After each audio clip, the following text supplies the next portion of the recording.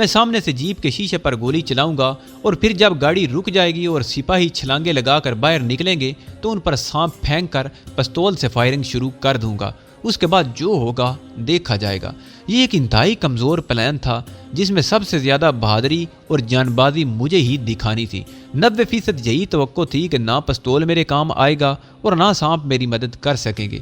اگرچہ یہ سودا نگری کے آدم خور سانپ تھے اور انسان کی بو پر لپکتے تھے، لیکن اس میں یہ خدشہ تھا کہ سانپ جیپ میں گھس کر ہمارے اصل ٹارگٹ یعنی ڈاکٹر فریدی کو نہ ڈس لے۔ کسی وقت میرے دل میں خیال آتا کہ مجھے سانپ نہیں پھینکنے چاہیے، اس میں ڈاکٹر فریدی کی جان بھی جانے کا خطرہ تھا۔ میں نے سودا نگری کو آخری بار ہدایت دی اور اسے ایک ٹیلے پر گھاس میں بٹھا کر اپنے ٹیلے پر آ کر اونچی گھاس کے پیچھے چھپ کر بیٹھ گیا۔ وقت گزرتا چلا گیا۔ آہستہ آہستہ سورج مغرب کی طرف درختوں کے نیچے اتر گیا اور ٹیلے کے نیچے جو ڈھلان تھی وہاں اندھیرا سا چھانے لگا۔ یہ ڈھلان کافی گہری تھی اور اس کے نیچے ایک نالا بہہ رہا تھا۔ سورج غروب ہو گیا تو اس خیال سے میرا دل دھڑک اٹھا کہ میں اپنی زندگی کی سب سے بڑی حماقت کر رہا ہوں۔ گویا میں موت کے منہ میں اپنے ساتھ سودا نگری کو بھی لے آیا تھا، لیکن اب فیصلہ واپس لینے کا وقت نہیں تھا، کیونکہ مجھے چھاؤنی کی جانب سے سڑک کے درختوں والے موڑ پر 2 فوجی گاڑیاں اپنی طرف آتی دکھائی دے رہی تھی۔ آگے ایک بند جیپ تھی اور اس کے پیچھے ایک کھلی جیپ چلی آ رہی تھی۔ جیپ کی رفتار کافی تیز تھی۔ میرا دل زور زور سے دھڑکنے لگا۔ میں نے زور سے سیٹی بجا کر سودا نگری کو حملے کا سگنل دیا۔ وہ مجھے نظر نہیں آ رہی تھی، وہ جھاڑیوں کی اوٹ میں تھی۔ دونوں فوجی گاڑیاں ٹیلوں کے قریب آ رہی تھیں۔ میں نے ٹیلے پر بیٹھے بیٹھے گھاس کی اوٹ سے دیکھا کہ دونوں گاڑیوں میں زیادہ فاصلہ نہیں تھا۔ اس وقت مجھے اس امر کا شدت سے احساس ہوا کہ ہم خودکشی کے مشن پر آئے ہوئے ہیں۔ یہ واقعی خودکشی کا مشن ہی تھا۔ اب مجھے اگلی جیپ کے شیشوں کے اوپر سے مشین گن کی نال صاف نظر آ رہی تھی۔ پچھلی کھلی جیپ میں بھی ایک مشین گن لگی تھی۔ اس جیپ میں 6 فوجی بیٹھے تھے جنہوں نے کرمزی رنگ کی مرہٹا رجمنٹ کی ٹوپیاں پہن رکھی تھی۔ سودا نگری مجھ سے 2 ٹیلے چھوڑ کر بیٹھی تھی۔ یہ مٹی کے چھوٹے تودا نما ٹیلے تھے اور ان کا فاصلہ زیادہ نہیں تھا۔ اگلی جیپ کے شیشوں کے پیچھے مجھے ایک سویلین بوڑھے کا جھکا ہوا سر نظر آیا جس کا رنگ فوجیوں کے مقابلے میں گورا تھا۔ یہی پاکستانی ڈاکٹر فریدی تھا۔ اگلی گاڑی میرے ٹیلے کے قریب آ چکی تھی۔ اس دوران میں پچھلی کھلی جیپ اس ٹیلے کے نیچے سے گزر رہی تھی جس پر سودا نگنی چھپی ہوئی تھی۔ بجلی کی چمک کی طرح سودا نگنی کو میں نے دیکھا کہ وہ جھاڑیوں میں سے اٹھی۔ اس کے ہاتھ میں سانپ لہرا رہے تھے۔ اس نے سانپ پچھلی کھلی جیپ میں گرا دیے۔ کچھ سانپ جیپ میں ضرور گرے تھے کیونکہ وہاں فوجیوں میں افراتفری مچ گئی اور جیپ ایک طرف کو گھوم کر رک گئی اور سپاہی اچھلنے لگے۔ اس اسنا میں نے اگلی بند جیپ کے شیشے پر سے ڈرائیور کو نشانہ بنا کر پستول کا فائر کر دیا۔ مجھے امید تھی کہ میرا فائر جیپ کے شیشے پر لگے گا، لیکن ایسا ہوا کہ نشانہ شیشے پر تو نہ لگا، لیکن جیپ کا پہلو سامنے آیا تو گولی اس کے ڈرائیور کی گردن پر جا کر لگی اور جیپ اچانک ٹیلے کی طرف گھوم کر اوپر کو چڑھی اور پھر تیزی سے الٹی طرف پیچھے کو لڑکی۔ وہاں شور مچ گیا۔ جیپ میں سے صرف ایک سپاہی چھلانگ باہر لگا سکا۔ دیکھتے ہی دیکھتے بند جیپ ڈھلان پر کلابازیاں کھاتی دور نیچے نالے میں ایک دھماکے کے ساتھ گری اور گرتے ہی اسے آگ لگ گئی۔ پچھلی جیپ میں سے جو فوجی جان بچا کر باہر کودے تھے انہوں نے اسٹین گن کی اندھا دھند فائرنگ شروع کر دی تھی۔ 2 سپاہی بھاگ کر ٹیلے پر چڑھ گئے کیونکہ انہوں نے سودا نگری کو ٹیلے سے دوسری طرف بھاگتے دیکھ لیا تھا۔ بند گاڑی میں سے جس سپاہی نے چھلانگ لگائی تھی وہ دوڑ کر پچھلی جیپ کی طرف بھاگا۔ گولیوں کی تڑ تڑ اور سپاہیوں کا شور ہی شور تھا۔ مجھے ابھی تک کسی نے نہیں دیکھا تھا۔ میں ٹیلے کی گھاس میں دم سادے لیٹا تھا، سودا نگری کے ٹیلے کی طرف دیکھ رہا تھا۔ کبھی نالے میں جلتی بند گاڑی پر حسرت کی نگاہ ڈالتا، اس میں سے اب کوئی زندہ نہیں بچا تھا۔ جیپ نالے میں دھڑا دھڑ جل رہی تھی۔ اچانک میری نظر سودا نگری پر پڑی جس کو 2 مرہٹا سپاہی گھسیٹتے ہوئے اپنی جیپ کی طرف لے جا رہے تھے۔ ٹیلے کے اندھیرے نے مجھے بہت جلدی اپنی چادر میں چھپا لیا۔ میں اب وہاں نہیں ٹھہر سکتا تھا۔ میں نے خشک اونچی گھاس میں جھک کر دیکھا، میں بازی ہار چکا تھا۔ ڈاکٹر فریدی جیپ کے ساتھ ہی جل کر راکھ ہو گیا تھا۔ سودا نگنی مرہٹا فوجیوں کے ہتھے چڑھ گئی تھی۔ مجھے اب اپنی جان بچانے کی فکر تھی۔ بھاگتے بھاگتے میں نے مڑ کر چھاؤنی والی کچی سڑک پر نگاہ دوڑائی۔ چھاؤنی کی طرف سے فوجی ٹرکوں کی روشنیاں آگے بڑھ رہی تھیں۔ یہ چھاؤنی کی فوجی گاڑیاں تھیں جو فائرنگ کی آواز سن کر یا وائرلیس پر کمانڈو ایکشن کی اطلاع ملنے کے بعد موقع واردات کی طرف دوڑی چلی آ رہی تھی۔ میں نے اپنی رفتار تیز کر دی۔ میرا رخ لانس نائک ندریکر کے کوارٹر کی طرف تھا کیونکہ رات کی رات مجھے وہیں پناہ مل سکتی تھی۔ صرف وہی ایک ایسی جگہ تھی جہاں میرے بارے میں کسی کو کچھ پتہ نہیں تھا۔ وہاں سے کوارٹر زیادہ دور نہیں تھے۔ دور سے کوارٹروں کی روشنیاں مجھے صاف نظر آ رہی تھی۔ کھیتوں کے اندھیرے میں سے نکل کر میں اس گلی میں آ گیا جہاں لانس نائک نندریکر کا کوارٹر تھا۔ اپنا پستول میں نے وہیں ٹیلے کے پاس پھینک دیا تھا اور سانپوں کی پٹاری کو جیپ کے گرنے کے بعد ڈھلان کی طرف اچھال دیا تھا۔ میں نے دروازے کی گھنٹی بجائی تو تھوڑی دیر بعد نندریکر کے بیٹے نندو نے دروازہ کھولا۔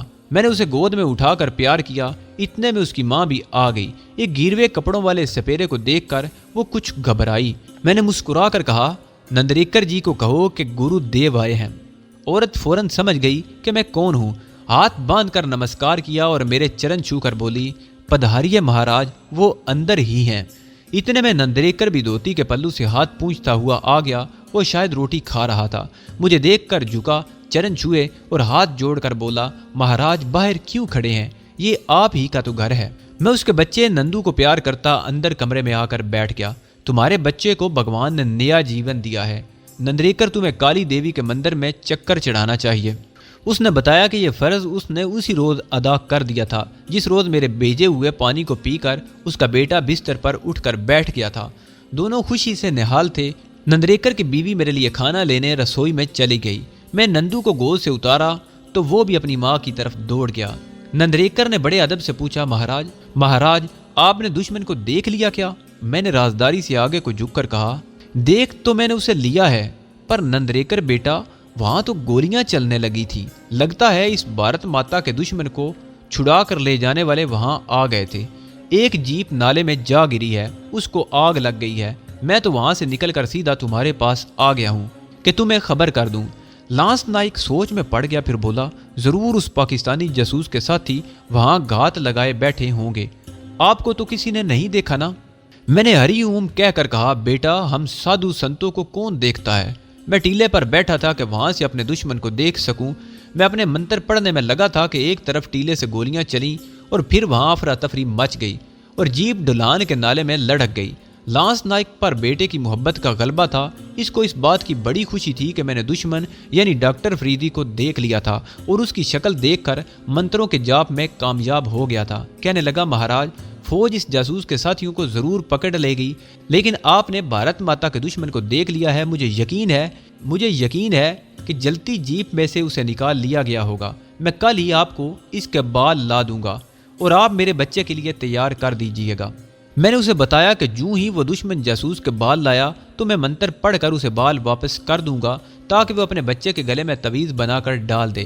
بھگوان کی کرپا سے اس کے بچے میں سونگ ناگ کا زہر ہمیشہ کے لیے زائل ہو جائے گا۔ وہ بڑا خوش ہوا، لیکن میں نے محسوس کیا کہ وہ جیپ کے حادثے سے کچھ پریشان بھی تھا۔ اتنے میں اس کی بیوی تھالی میں کھانا پروس کر لے آئی۔ اس نے بڑے ادب سے میرے سامنے تھالی رکھ دی اور دو زانوں ہو کر بیٹھ گئی۔ میں بہت سوچ سمجھ کر وہاں آیا تھا۔ اگر میں اپنی کھو میں واپس چلا جاتا تو وہاں سے فوجی مجھے یوں پوچھ گچھ کے لیے پکڑ کر لے جاتے۔ یہاں لانس نائک نندریکر میرے لیے بڑی اچھی ڈھال ثابت ہو سکتا تھا، کیونکہ میں اسے جیسے کہتا ویسے ہی وہ کرتا۔ یہ اس کے بچے کی زندگی اور موت کا معاملہ تھا۔ میں نے اس کی بیوی کو دوسرے گلاس میں پانی لانے کے لیے بھیج دیا اور خود نندریکر سے کہا، تم نے اس بارے میں کسی کو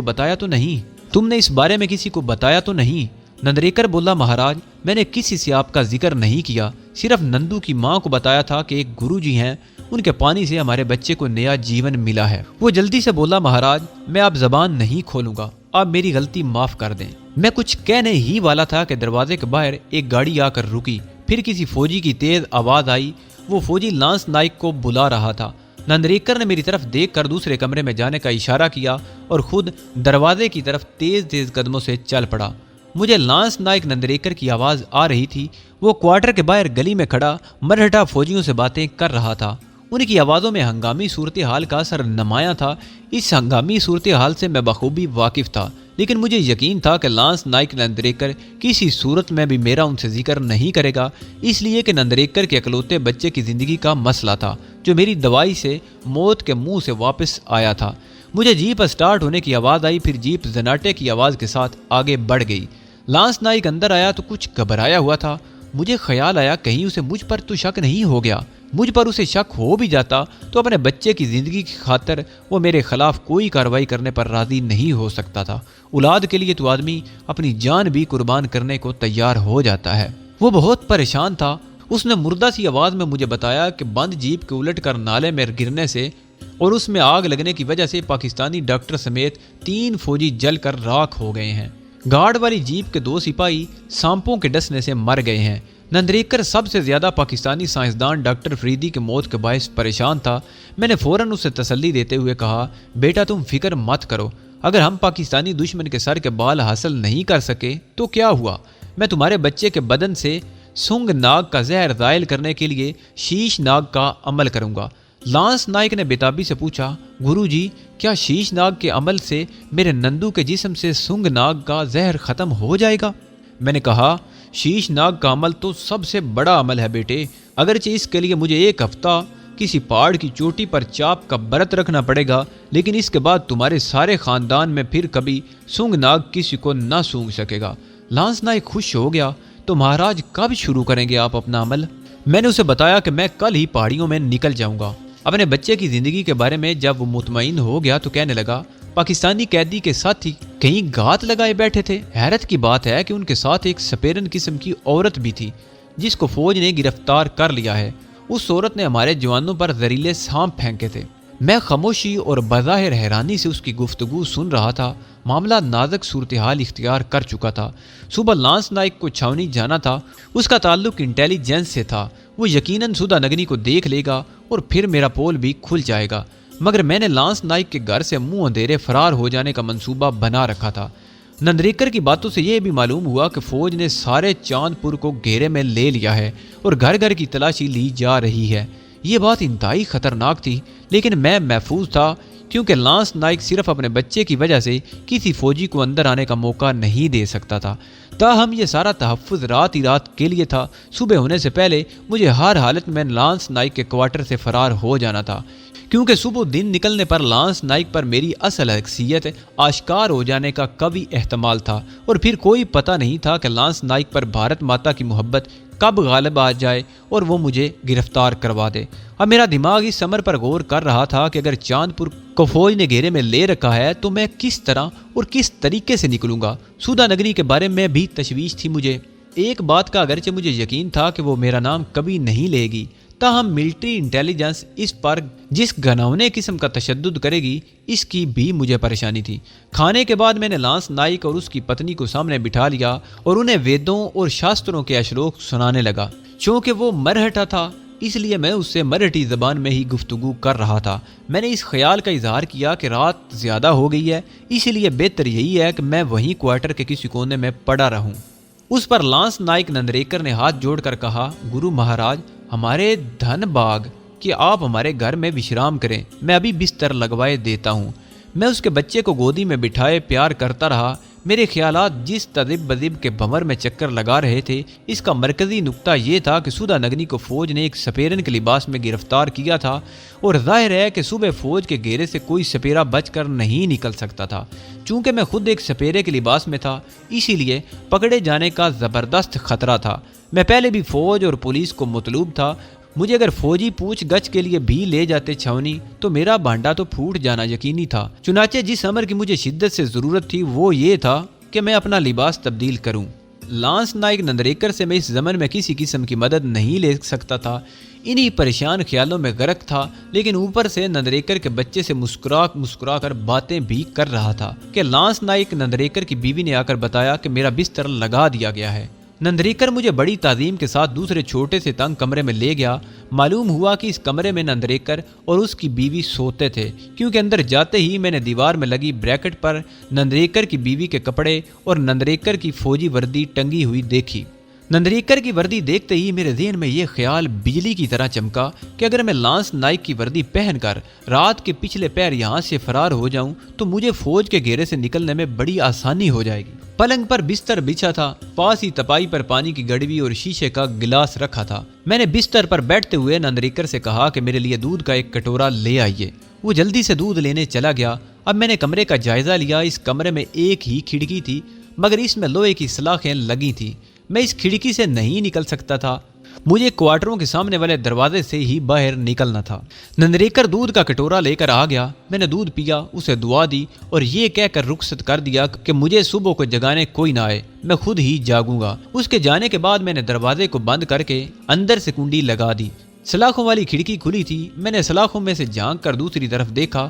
ادھر کوارٹر کا چھوٹا سا عقبی صحن تھا جہاں ایک جانب لکڑیوں کا ڈھیر پڑا تھا، 2-4 کیلے کے چھوٹے چھوٹے درخت تھے۔ عقبی صحن میں کوئی نہ تھا۔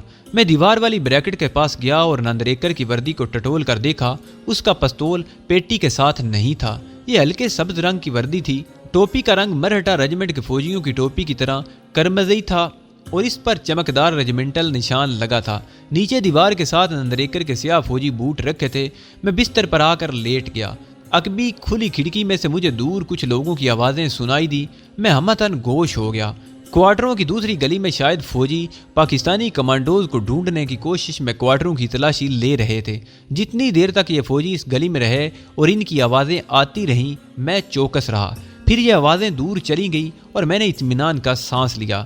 میں سو جانے کا خطرہ بھی مول نہیں لینا چاہتا تھا۔ کیا خبر آنکھ اس وقت کھلے جب دن نکل آیا ہو، پھر میں اپنے فرار کے منصوبے پر عمل نہیں کر سکتا تھا۔ اس لیے یہی فیصلہ کیا کہ رات آنکھوں ہی میں کاٹوں۔ چنانچہ میں نے بتی گل کی اور پلنگ کی پشت سے ٹیک لگا کر نیم دراز ہو گیا۔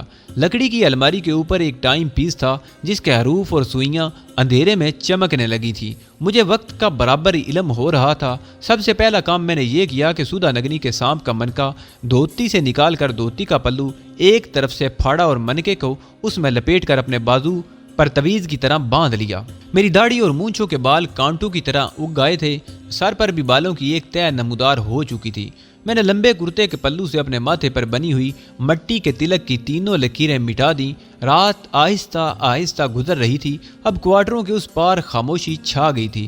دور سے کسی کتے کے بھونکنے کی ہلکی ہلکی آواز کسی وقت آ جاتی تھی۔ نیند حملہ کر رہی تھی اور مجھے اس کے خلاف شدید جدوجہد کرنی پڑ رہی تھی۔ میں نے گڑوی میں سے پانی لے کر منہ پر چھینٹے مارے۔ نیند کسی حد تک غائب ہو گئی۔ میں لانس نائک نندریکر کے کوارٹروں کے ماحول سے خوب واقف تھا۔ جس کمرے میں مجھے سلایا گیا تھا اس کے باہر ایک تنگ سی راہداری تھی جو کوارٹروں کے دروازے کی طرف جاتی تھی۔ دروازے کے باہر کوارٹر کے سامنے والا صحن تھا۔ چند قدموں کے فاصلے پر کوارٹر کا چھوٹا سا لکڑی کا گیٹ بنا ہوا تھا۔ میں نے سوچ رکھا تھا کہ اگر میرے نکلنے پر کوئی جاگ بھی پڑا تو میں یہی کہوں گا کہ بند کمرے میں جی گھبرا رہا ہے، ذرا باہر کھلی فضا میں جا رہا ہوں۔ خدا خدا کر کے رات 12 بجے میں پلنگ کی پشت سے سر لگائے نیم دراز تھا۔ سلاخوں والی کھڑکی میں سے ٹھنڈی اور خوشگوار ہوا اندر آ رہی تھی۔ میں لاکھ کمانڈو صحیح، لیکن کچھ بشری تقاضے بھی ہوتے ہیں۔ میں اونگنے لگا۔ ہر بار میرا سر نیچے جھک جاتا، میں فوراً اسے اوپر اٹھا لیتا۔ اسی کشمکش میں آنکھ لگ گئی۔ گھبرا کر سر کو جھٹک کر اٹھایا اور خدا کا شکر ادا کیا۔ ابھی باہر رات کا اندھیرا تھا۔ الماری کے اوپر رکھی گھڑی کو آنکھیں پھاڑ پھاڑ کر دیکھنے لگا۔ رات کے 3 بجے کا عمل تھا۔ میں بڑا حیران ہوا کہ جسے میں آنکھ جھپکنا کہہ رہا تھا اس کا دورانیہ 2.75 گھنٹے کا تھا۔ نیند میں وقت کتنی آسانی سے گزر جاتا ہے۔ میں نے ایک بار پھر منہ پر پانی کے چھینٹے مارے اور اپنے مشن کے بارے میں سوچنے لگا۔ ایک اعتبار سے میرا مشن ختم ہو گیا تھا۔ ڈاکٹر فریدی ہلاک ہو گیا تھا۔ اس کی بیٹی نورین محفوظ ہاتھوں میں پہنچ چکی تھی اور اب تک مجھے یقین تھا کہ وہ پاکستان پہنچ چکی ہوگی۔ ڈاکٹر فریدی کی موت کا مجھے افسوس ضرور تھا، لیکن اس قسم کے آپریشن میں ایسے حادثے اکثر ہو جاتے ہیں۔ یہ زندگی اور موت کا کھیل ہوتا ہے۔ کبھی کبھی تو ہمیں ایسی خفیہ ہدایات بھی دی جاتی ہیں کہ فلاں پاکستانی قیدی کو موت کی نیند سلا دیا جائے۔ یہ اس حالت میں ہوتا ہے جب اس کا فرار ناممکن ہو اور اس کے پاس وطن عزیز کی قیمتی معلومات بھی ہوں۔ ڈاکٹر فریدی کی موت کمانڈو آپریشن کے دوران ہونے والی حادثاتی موت تھی۔ ان کی موت کا زیادہ افسوس انڈین ملٹری انٹیلیجنس کو ہونا چاہیے تھا، کیونکہ ڈاکٹر فریدی ان کے لیے ایک قیمتی سائنسدان تھا۔ مجھے ایک طرح سے اطمینان تھا کہ اب دشمن ہمارے سائنسدان سے مزید بیش قیمت سائنسی معلومات حاصل نہ کر سکے گا۔